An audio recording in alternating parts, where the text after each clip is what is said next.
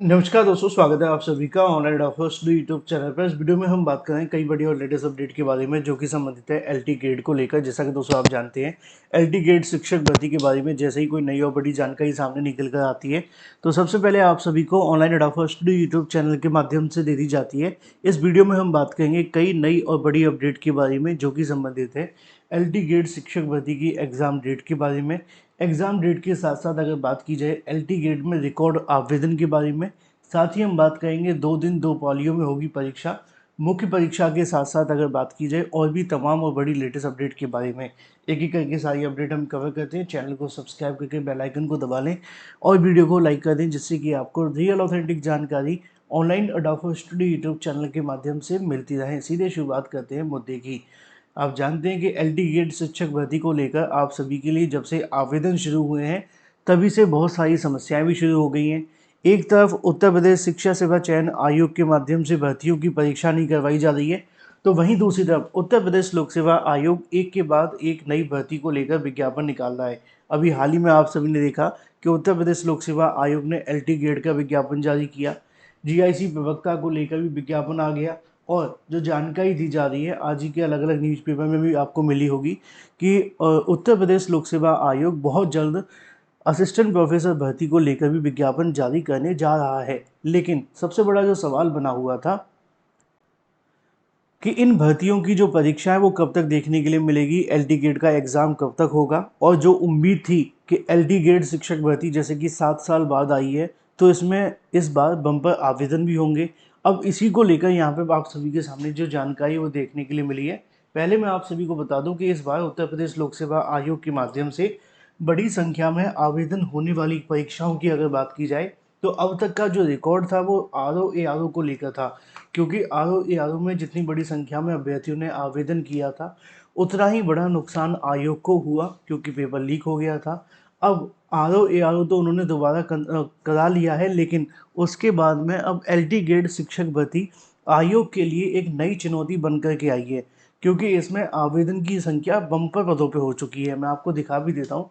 अगर आपने अभी तक आवेदन नहीं किया तो आप यूपीपीएससी की ऑफिशियल वेबसाइट पर जाकर के कर सकते हैं।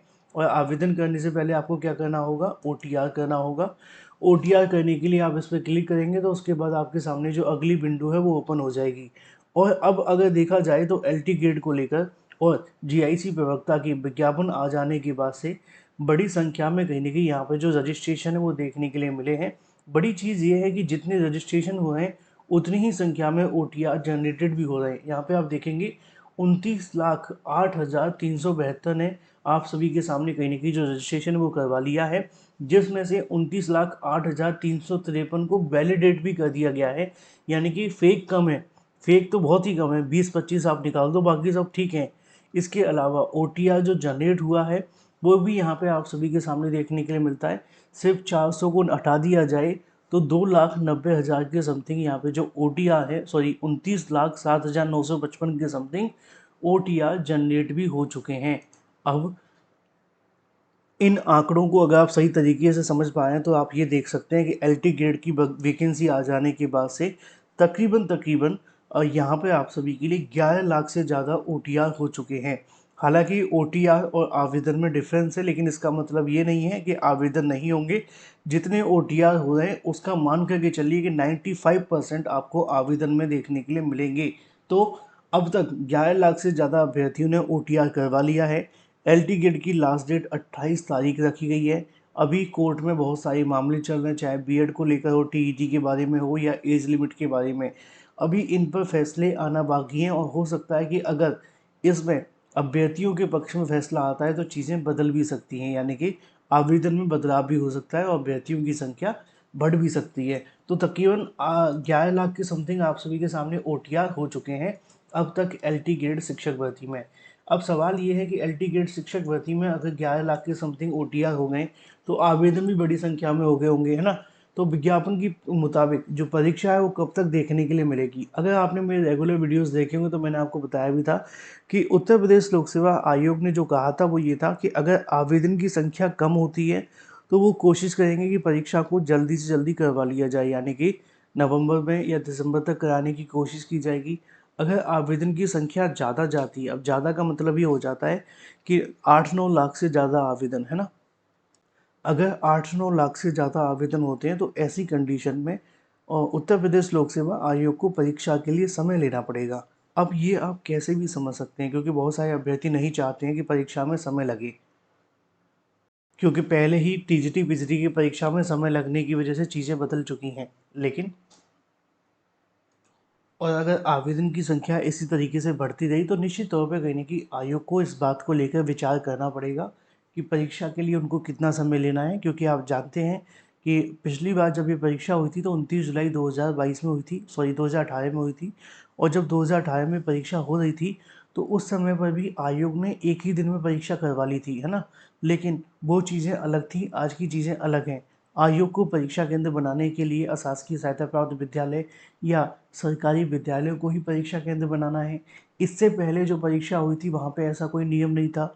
वहाँ पे तो प्राइवेट स्कूलों को बना लेते थे, है ना? और प्राइवेट स्कूलों को बनाने से फ़ायदा ये होता था कि बड़ी संख्या में परीक्षा केंद्र बन जाते थे। लेकिन अब ऐसा नहीं होगा।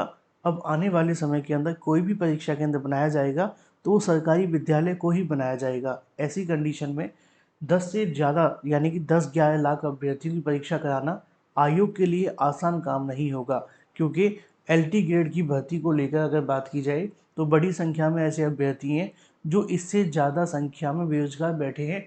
7 साल बाद जैसे तैसे कोई भर्ती आ रही है। अभी आप टीजीटी पीजीटी को उठा करके देखो, टीजीटी भर्ती 2022 में आई थी, 8 साल पहले आई थी। उसमें आवेदन 8 लाख से ज़्यादा हो गए, है ना? 3 साल पहले आई थी, सॉरी।